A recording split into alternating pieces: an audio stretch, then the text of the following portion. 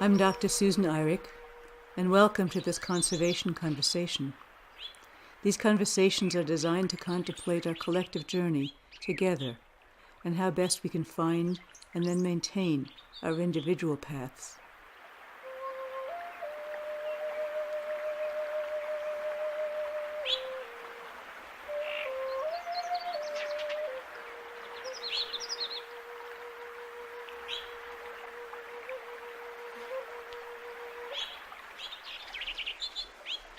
The ultimate goal is action arising from a shift in perception that all life is sacred, and creating a community of practice that grows and supports each other through our actions. We're delighted you're here.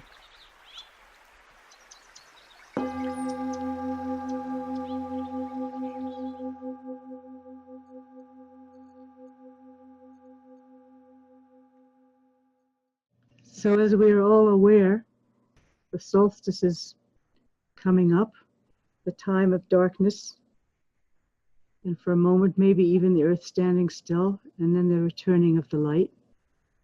And how profound that is, year after year after year. And that in fact, whenever there's darkness, it ends and turns into light. And it's a good thing to remember in these dark times for us. It's also a really good time to reflect. I'm not saying anything all of you don't know. This is something I'm introducing as a way of beginning a community conversation. It's a really good time for reflection. How was the year behind us? How do we want to make things different in the next year? What kind of resolutions do we want to make? And this really isn't a conversation for ourselves as much as it is reflections and resolutions for the whole community of life. And the purpose of these conversations is to support one another when we're having difficulties, and our personal difficulties are reflected out in the outer world, and the outer world is certainly difficult. We need community really badly. I shouldn't even say badly. Community is a wonderful support. So that's what these are for. And then there are two kinds of communities, so to speak. There's a human community that we are familiar with, and then there's the community of all life, and how important it is for us, particularly in these times, to connect to all life, because there's wisdom and healing as we expand our sense of community and have the listen to the wisdom of other living beings. Last week, we held a Council of All Beings. I think a couple of you were there. It was quite wonderful. It was experimental. And what you do with the Council of All Beings is you spend time, and we give some training first, to try and begin to feel what it's like to be another being. And sometimes we're drawn to a particular being. Sometimes it feels as if it's chosen us. And then it speaks through us in this Council of All Beings. We get into a meditative state, and it speaks through us. And then just in the process of trying to connect with a living being in a tree or a rooster or an octopus or an element, just in the process of trying to, imaginative process of trying to connect with it, we begin to understand it better, have more of a connection with it just by attending to it. And as we begin to get more of a connection, there's a possibility for information and wisdom and connection to flow. So that's what we did last week. It was an experiment, but it went well. And we're going to do 4 of them this coming year, 1 each season. So if anyone is interested in it, I picked a blue heron, or a blue heron picked me, because we have a rookery nearby, and it flies over this gorgeous, elegant being with this long legs stretched behind it and this huge, great wings flapping, so elegant and powerful. Its very flight is meditative. And I spent some time trying to get into the feeling of what it must be like to be a heron, to feel the fish swallow, go down, the sense of satisfaction, the flying, the taking off, the power it needs for such a heavy body to take off. What's it like to look down on the earth? What's it like to have a bird's eye view where you see both the beauty and the destruction, but also having to be so intensely focused that you focus on feeling any emotion that might be going on in the water so you know where the fish is. So it's this beautiful combination of wide perspective and close attention, and the grace and the beauty and the power and the agility. So you just begin each time now when I would meet a blue heron, I'll feel it a little more richly. So that's one of the things that went on. Chelsea, would you like to address something there too? Thank you. So during this Council of All Beings, I was an octopus. And it was a really special gathering because, like Susan said, it was a time for us to reflect, but as kind of outside of our normal human form. And this is, something that we don't allow ourselves to do often. And it was an incredibly powerful experience to think and feel and contribute as a being that we share this earth with.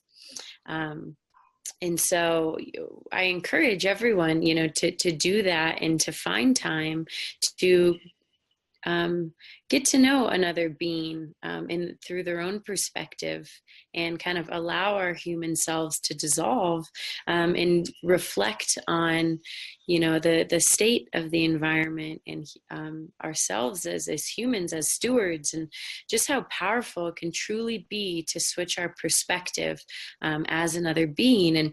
And what was really unique for me during this time was I have probably only met an octopus 3 times or so in my life. And so I was just as, surprised to meet the octopus as I'm sure it was to meet me.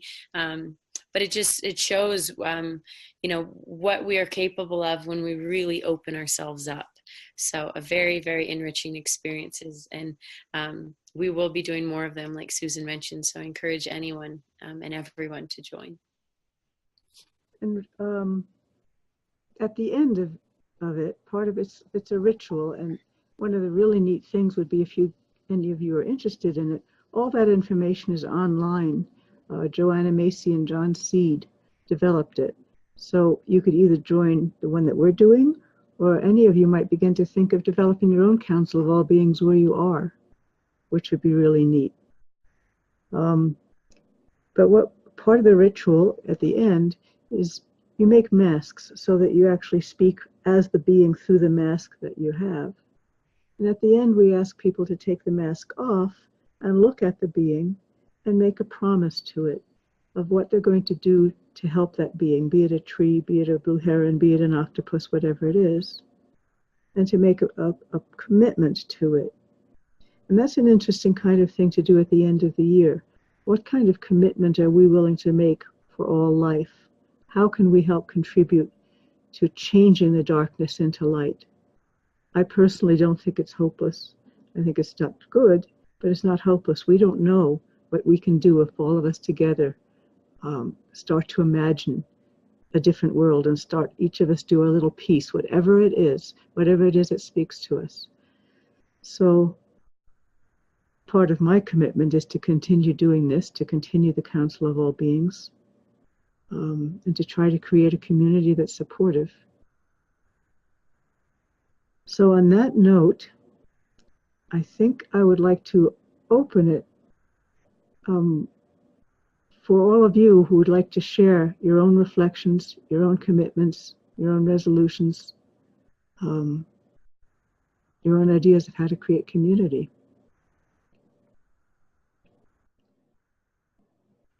So I will go ahead and allow everyone to unmute themselves. We ask that before talking to please introduce yourself and where you are joining us from, and as well to be conscious of time so everyone who does want to share has the option. Yes, so you are all able to speak now.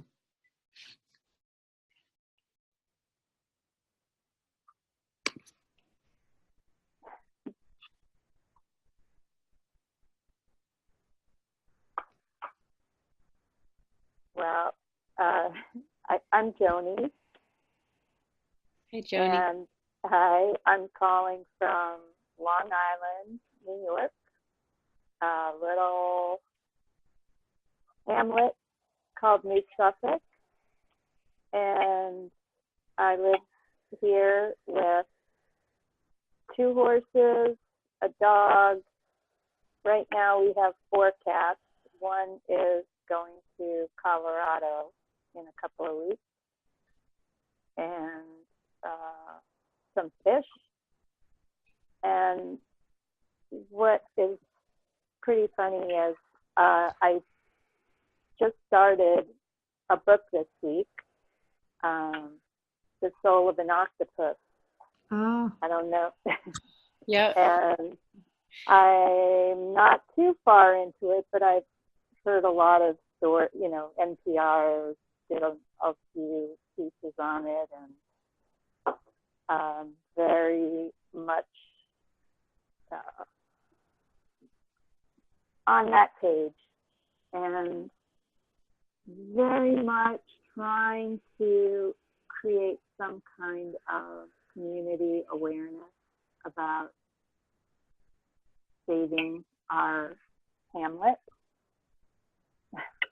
And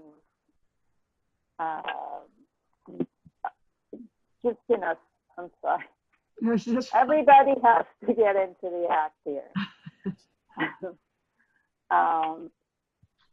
We have, a lot of building going on, a lot of destruction of what, there's not much left. And it, now we have a lot of farming that they've become vineyards, and there's a lot of spraying going on for ticks and mosquitoes, and it's a very frustrating situation. There's a lot of resistance because everyone wants what they want, and lawyers argue for taking, the side of people who want what they want rather than what's good for the community. And sorry, my dog is now going crazy. So anyway, I am going to make a concerted effort this year to try and hit hard on the community and the media here, and try and develop more of an awareness of saving our land and awareness of what destruction is happening here.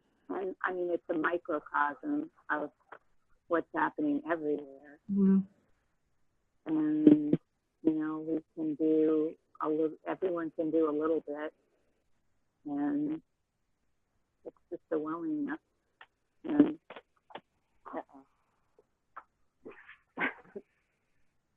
I'm having some technical difficulties here too. Sorry. We can see and hear you. Yeah. Okay.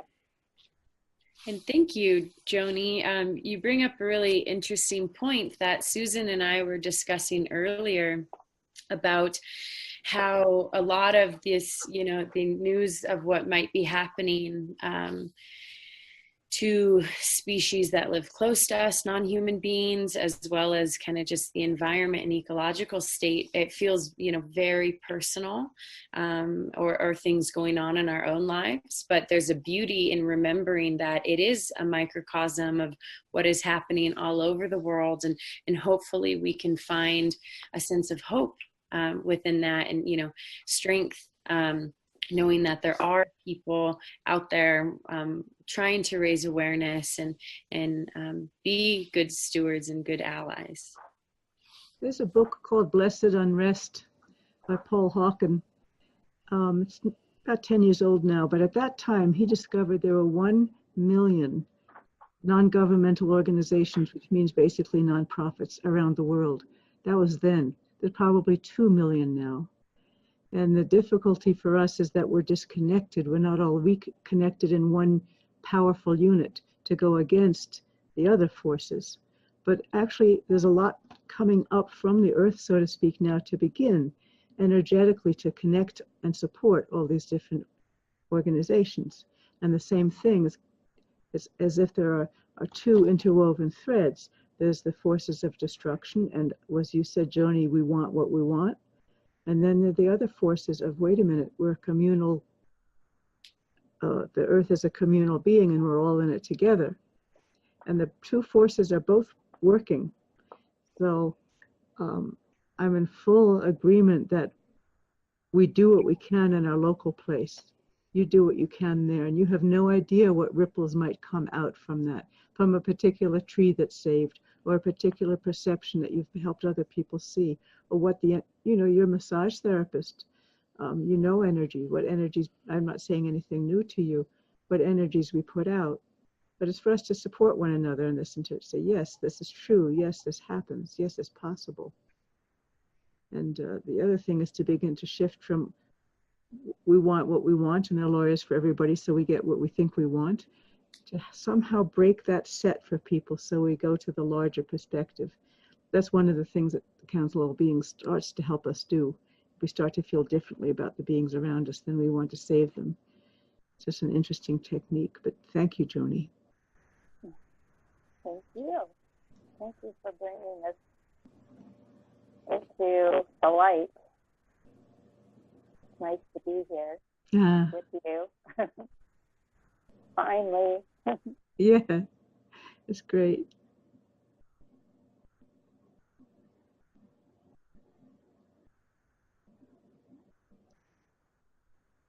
Hi, Beth. Kind of to follow up on what you said, Susan. It's interesting.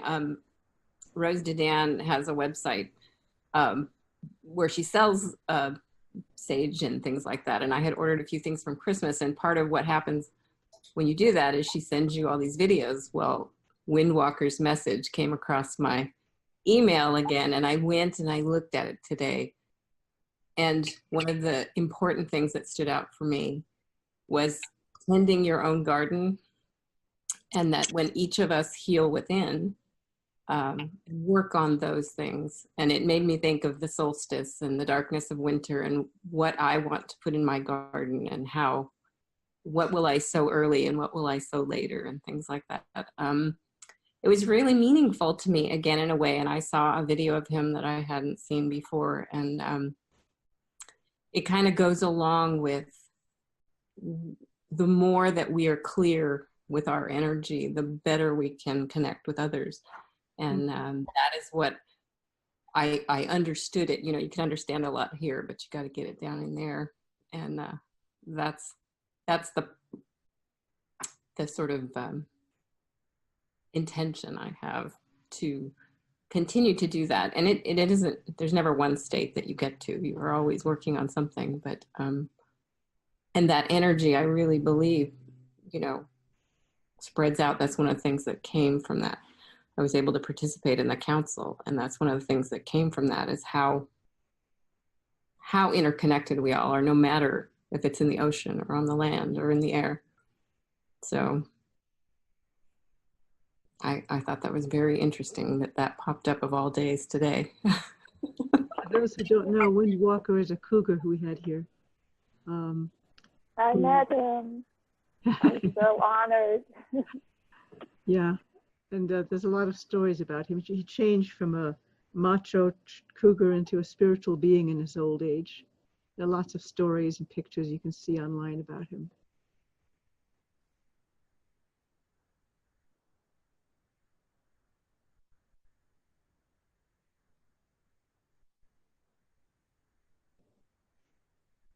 Yeah, I just did a conversation with a Buddhist called David Loy. Matter of fact, the podcast will be coming out in the newsletter on Thursday. And he just wrote a book called Eco-Dharma, Buddhism for the Ecological Crisis, trying to put Buddhism into the perspective of what can Buddhism contribute. And it was this exact same thing you just talked about, both you and your way, Joni, and you, Beth, that Let me see if I can find the quote somewhere. Probably can't in time, but the idea is that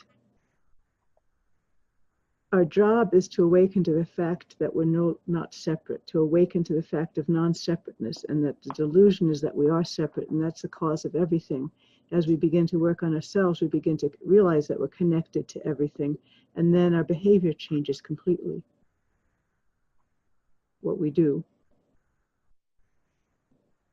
So there's an entire tradition saying work on yourself, and it's no different than working on the outside because we are all connected and the energy goes out. There's a lot of support for that position, like 2,500 years of wisdom and insight. Hi, doggy. I'm trying to keep, they're all excited, I think, because of you. And I have my, I put my earbuds in so I could hear better. So they're not even really hearing, but I guess they're still excited.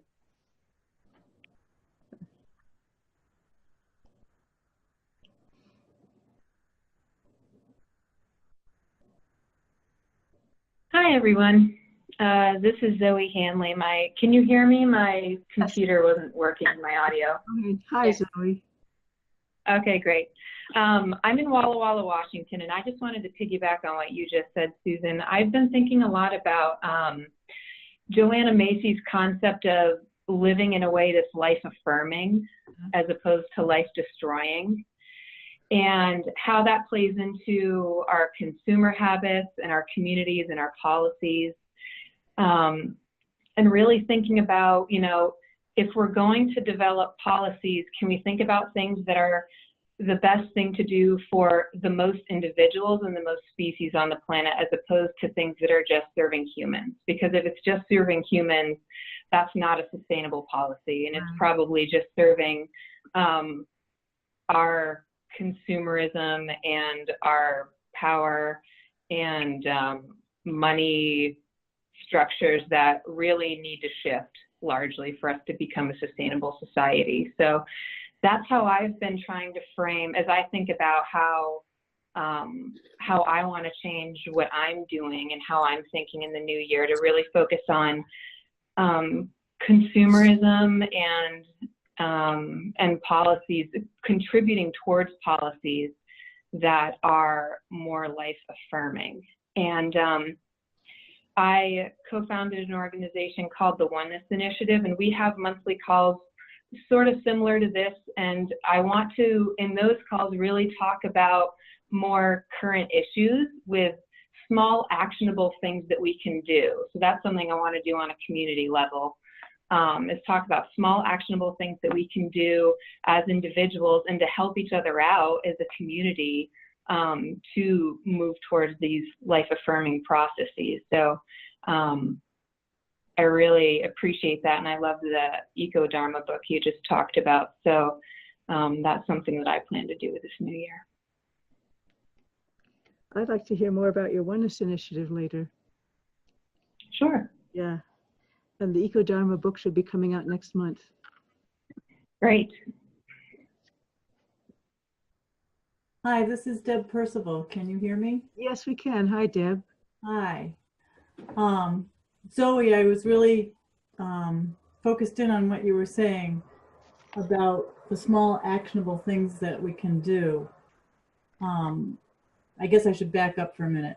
I was in a women's council, and all the things that you're saying, Susan, that everybody's saying really resonate with me. And the council dissolved. The leader had hard times, and the council is no more, although we all stay in loose touch. But I feel like my ability to make a difference sort of went with the council. I don't know what I meditate on things and I do things on my own, but if there was some platform, like Zoe, if you were putting out things that you were doing that other people could share, that I could do, I'm in Connecticut, by the way, that I could do in my community as well, that would be so helpful. I feel sort of disconnected and not sure where to go next. Sure.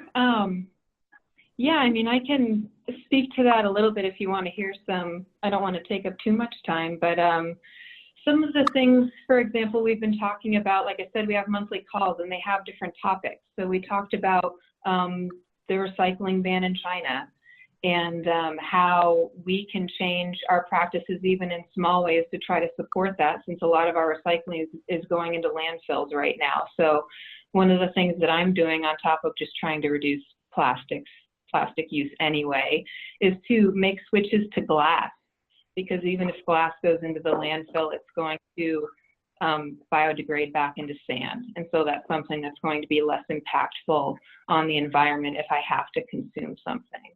And so those are the types of things that we talk about on a small scale. I also post sometimes on our Facebook page, you know, right now the Endangered Species Act is being attacked, Clean Air Act, Clean Water Act. And there's ways that we can contribute during that public comment period.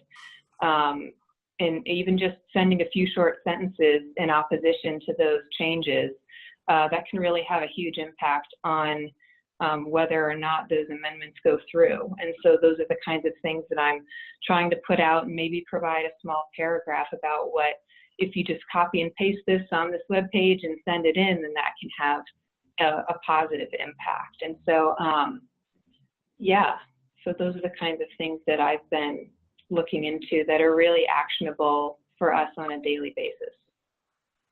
That's awesome. And maybe if we could talk offline, or if it gets shared with the whole group. I'm 60.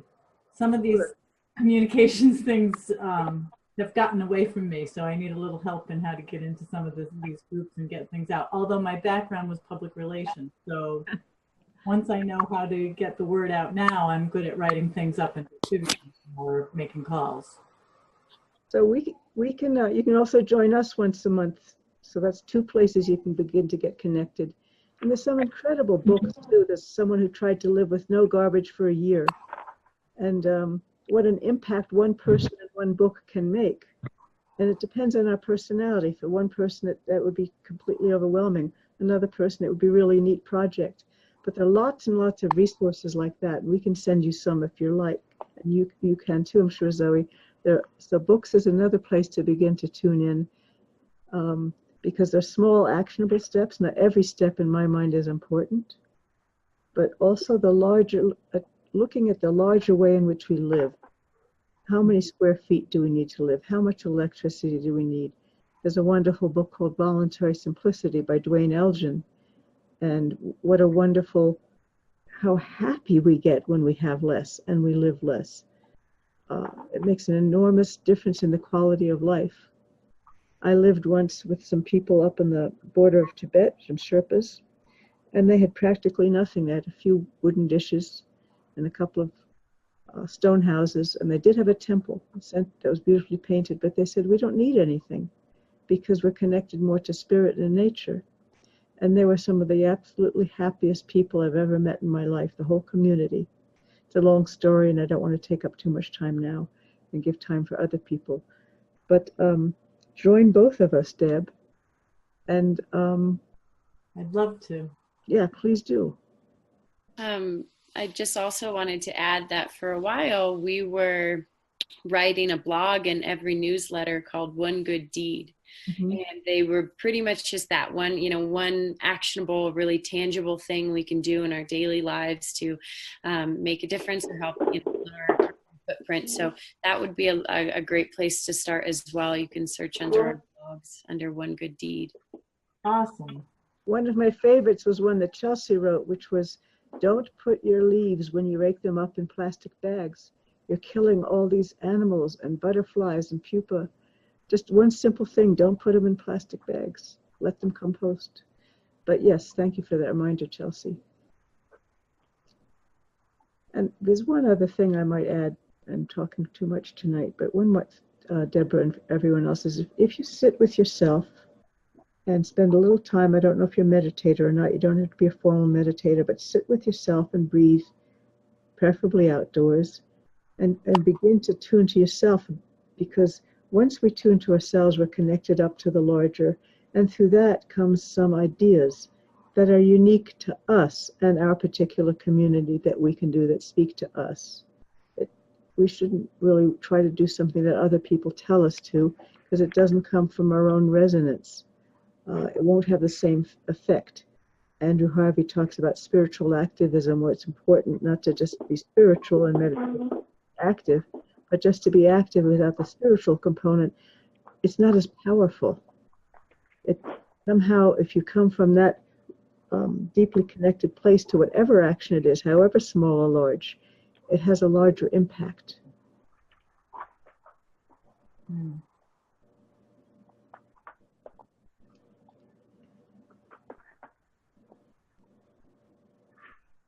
So it's important to combine the spiritual with the action, even if it's just the place from which we're doing that, the place from which we are putting that plastic away. It becomes a lifestyle, a mental lifestyle. And then that energy goes out. Thank you. I was just thinking one way that, with kids, when you have to catch them being good. And if someone in the community is doing something good, whether it's using glass instead of plastic, or cardboard to-go containers instead of styrofoam, somehow making some kind of public recognition of those people. Mm. Just little by little. Mm. I think you bring up a really lovely point for tonight's conversation as well, of, this time of year does bring up so much reflection for all of us. And while it's important to reflect on what we will do next year, I think it's equally important to maybe reflect on this past year of things that we have done well. And continue those and support yourself, or like you said, reach out to someone if they've made a noticeable change that's, helped life for all beings. But yeah, recognizing that and reflecting on the good things as well. That's the building of an energy circle, Joni, you're talking about. And you begin to support someone. Is there anyone who has not spoken yet who would like to join?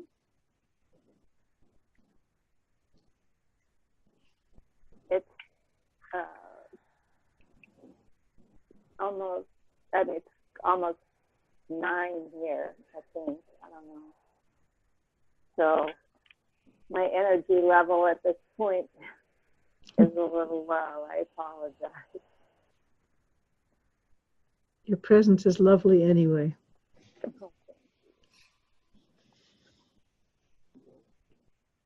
We were debating whether to even hold this conversation just before the holidays when everyone would be so busy. And so this is a very informal one, Joni. And it was simply, often people want a little bit of extra support around the holidays and the solstice. So we just thought, this is a way for us to connect a bit, help one another a bit. We usually have a little bit of a more formal topic. But if you need to go, please do. No, I'm happy to hang in here. I just don't know how much I can really contribute beyond what. So Margot, Marta, PJ, any of you like to speak?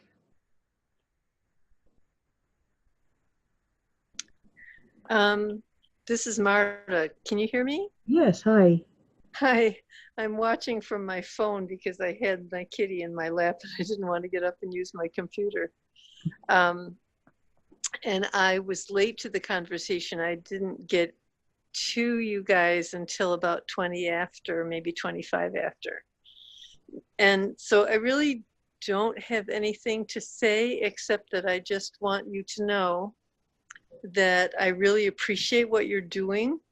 I appreciate just a time to be with people of like mind, and to know that this community of people, and I see more people this time than I've seen before, that we all are participating in this conversation because we want the same things. We want an earth that's peaceful and where people respect all life. And I just really appreciate the opportunity to participate, even though tonight I don't have anything to say. Thank you.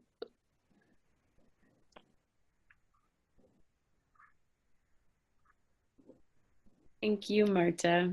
Yeah, it's important, you know, and even with tonight's topic, we're talking about community, and you know, and I think an important part of community is just holding space for one another. And often, you know, we don't allow ourselves to sit in silence, especially with strangers, but that's okay sometimes too. So of course, no one feel like they have to contribute. No, we each contribute in whatever level we are comfortable. Mm-hmm. There's a wonderful story of, and it was told to me as true, that in the Tibetan plateau, one Tibetan might ride or walk for several hours across the plateau to another yurt to make a visit. And at the visit, they would both sit by a fire sipping tea, not talking at all. And after a while, he'd get up and walk several hours back home. And it's that kind of quality of connection that we don't need to speak necessarily in order to be there and supporting one another and enjoying each other's companionship. And Chelsea and I were talking today about the first online Council of All Beings and how we were worried. Is it possible to create some of that quality online? Did you feel that it was possible, Beth? You were there. You're on mute. Could you unmute yourself? You know, there was a lot happening. You know, we prepared, we had 2 different phone calls. And so in the beginning, you know, just trying to get the feel for things. But as it progressed, it was transformative. It was, we went places we didn't expect to go. And what came out as that being was very worthwhile. And I think, like you say, the more people that feel that that's possible, that experienced some aspect, you don't even have to get, you know, way into it. You just let it happen. And it's really, and it's so interesting to think about all the different beings that could come forward. And we had quite a cross section of them, I think. And you never know, part of that quietness you spoke about, of just being out in nature or allowing yourself to settle. That's always been the way that things pop into my head that I've learned to trust. Yeah, keep doing it. I'm sure it takes some time and effort to pull it together, but we will keep doing it. It's one of my commitments. And it was fun too. I mean, yeah, a lot of fun. But the underlying point I was making, or trying to make, I don't know, even that language isn't good. That silence is fine if we're haven't just being together, seeing one another's faces here, even online, knowing we're, as Marta said, it's an opportunity for us to be together. Just that alone is a building of something. And then if you know someone's doing something good, like Joni said, what a difference it makes if you say something to them. Suddenly they light up and it becomes more powerful for them because it's been recognized and seen. It becomes more of a thing. And that's how you begin to develop community and action. And just knowing these meetings, the general idea helps me think of the people that I've met or talked with. I think of you, I think of Chelsea, what kind of in between those times. It helps me to have a wider perspective of other people and what's happening in their world locally. And you can contact each other and you can contact us. We don't have to wait a month if we have an idea or a thought.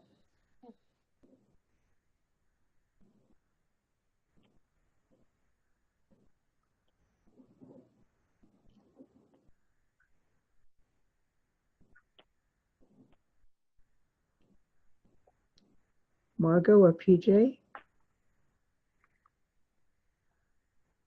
All right. Can you hear Yes. I sat in on your last one, which I was very impressed by. And I have also been very impressed by all your work at the Institute there, and hope to get there one of these days. But am I okay? We can hear you. I can't see your face. No, I chose not. It's covered. Okay. Okay. I'll do that. You've got me talking now, so next time I might Okay. undo my face. But I have all kinds of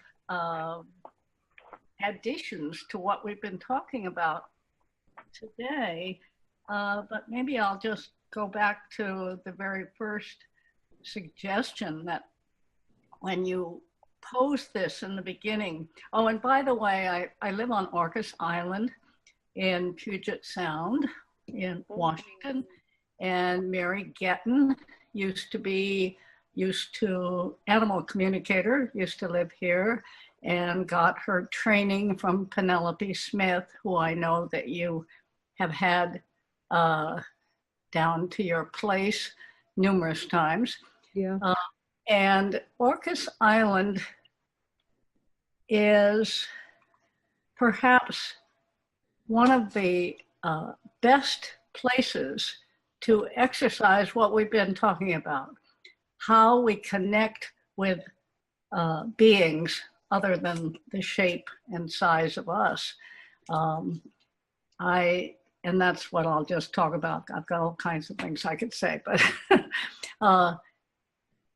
I live by myself. I have bird feeders out on the deck. And the other day, I particularly went out with my coffee and just stood there and absorbed what the birds were doing. And it was, I think this is the first step, not just be active and talk and do all this, but like you said, Susan, is to start from how it is inwardly and how you connect inwardly. And so watching these birds, I absorbed them in a way. I got myself out of the way. And one of them, for instance, had hopped down inside of the suet feeder and was just gorging himself there. And another one was hanging on the outside. And I could even pick up the sense that they were saying, okay, you can do this too, because we're all hungry, it's been cold and so forth. Anyway, the whole point of it is that I wasn't talking, I wasn't like your walking hours to visit and sitting. I was just absorbing. And I think that's the way that we should remember to preliminarily, or whatever, set ourselves up for then hopefully transferring this connection to other people. That's it. That's great. I totally agree. It's Marta again. I don't know if you can hear me, but Yes. okay.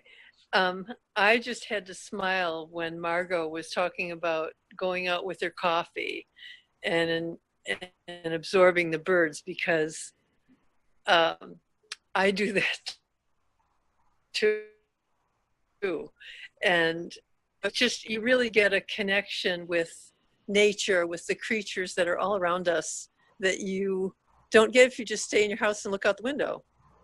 And so, Margot, I really appreciated what you said. Thank you.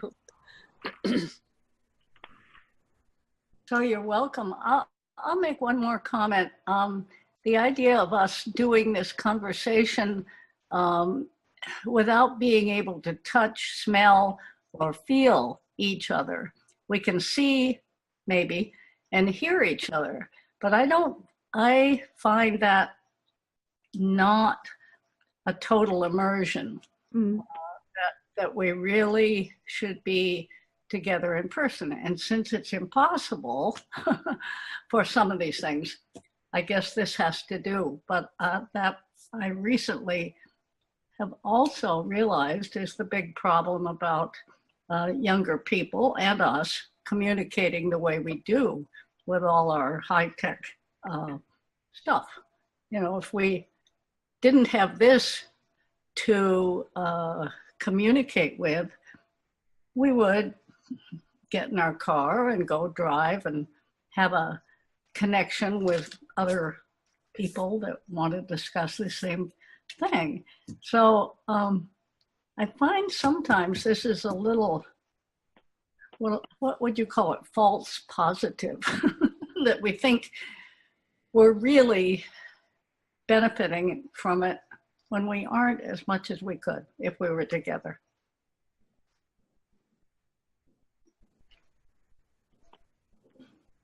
I think it's pretty amazing to be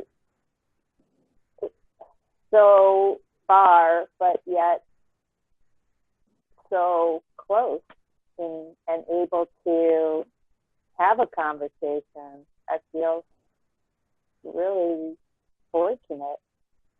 And we're thousands of miles away from each other, and having a conversation as if we're in the same room.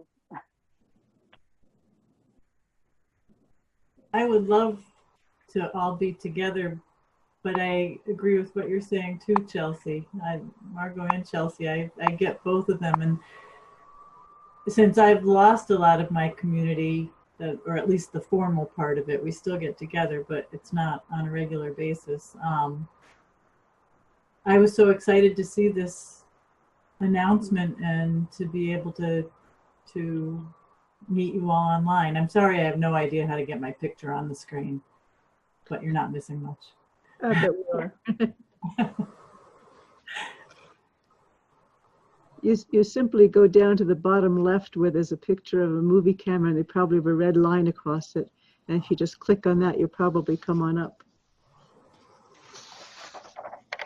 I'm looking. I have an old computer. Oh, wait.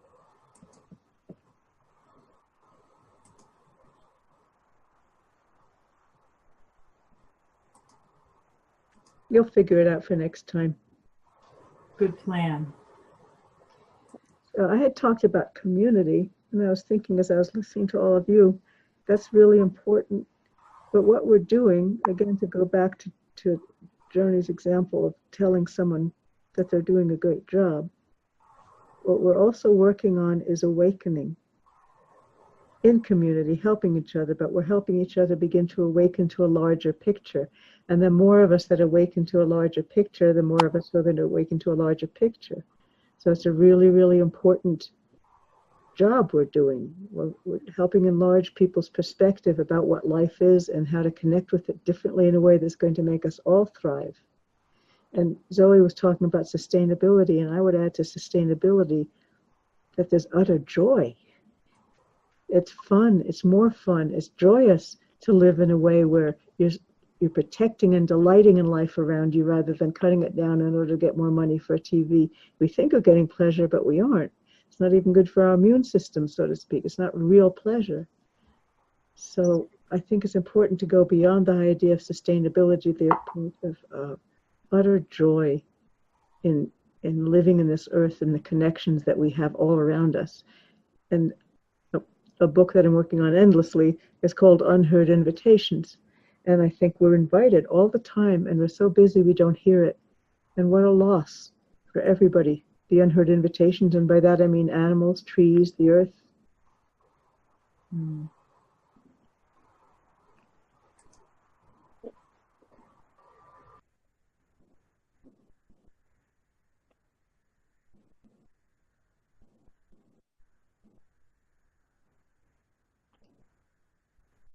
Susan, I don't know if you have that Mary Oliver poem in front of you, but I feel like that's very aligned to what you were just saying.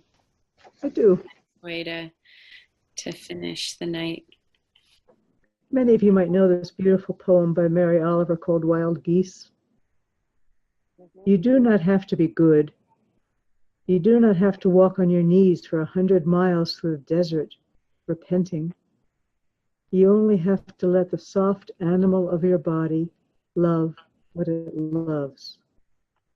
Tell me about despair, yours, and I will tell you mine. Meanwhile, the world goes on. Meanwhile, the sun and the clear pebbles of the rain are moving across the landscapes, over the prairies and the deep trees, the mountains and the rivers. Meanwhile, the wild geese, high in the clean blue air, are heading home again. Whoever you are, no matter how lonely, the world offers itself to your imagination, calls to you like wild geese, harsh and exciting, over and over announcing your place in the family of things.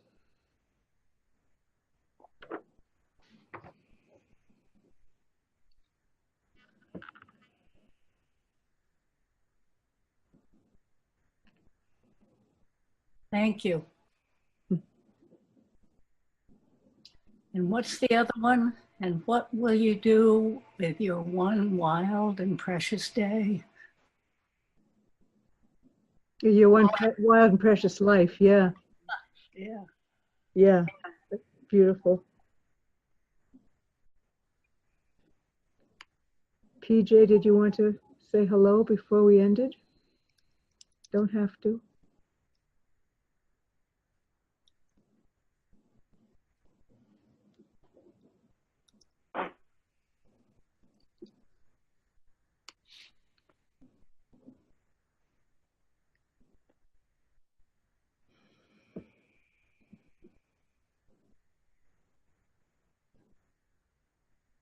I love your doggy, Joni, who's right smack in the middle of the camera. He just his attention starved right now.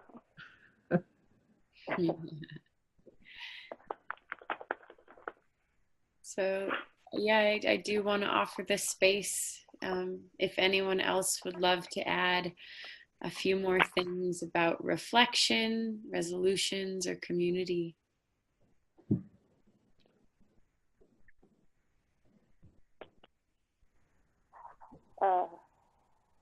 Communities. You know, there are opportunities every day that we miss for expanding our own community. And sometimes the most random encounter can be a very profound addition to our lives. And that goes for people and nature and stories and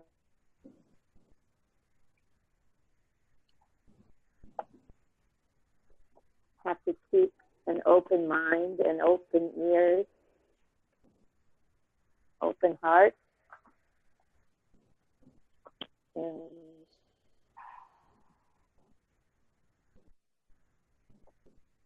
keep expanding. Yeah.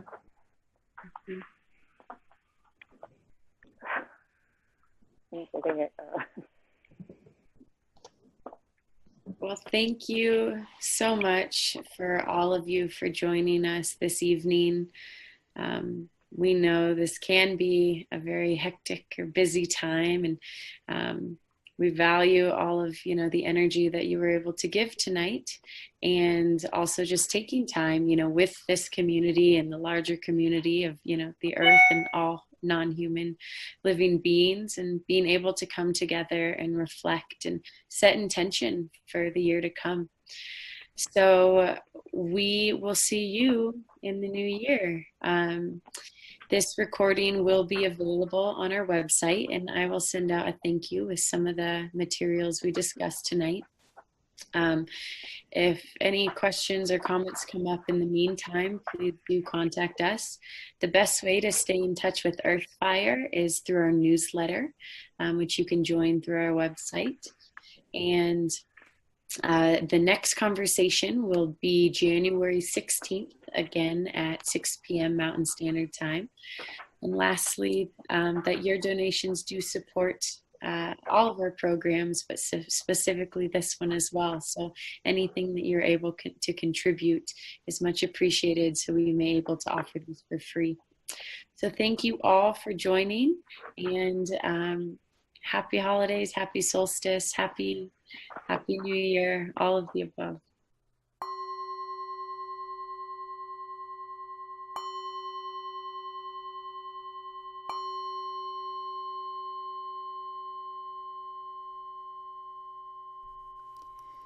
Conservation Conversations are a production of the Earthfire Institute, a wildlife sanctuary and rehabilitation center whose mission is to change how people see and therefore treat wildlife and nature. Join us as we work toward becoming a committed and supportive community of all beings. Earthfire depends on your donations to continue these conversations.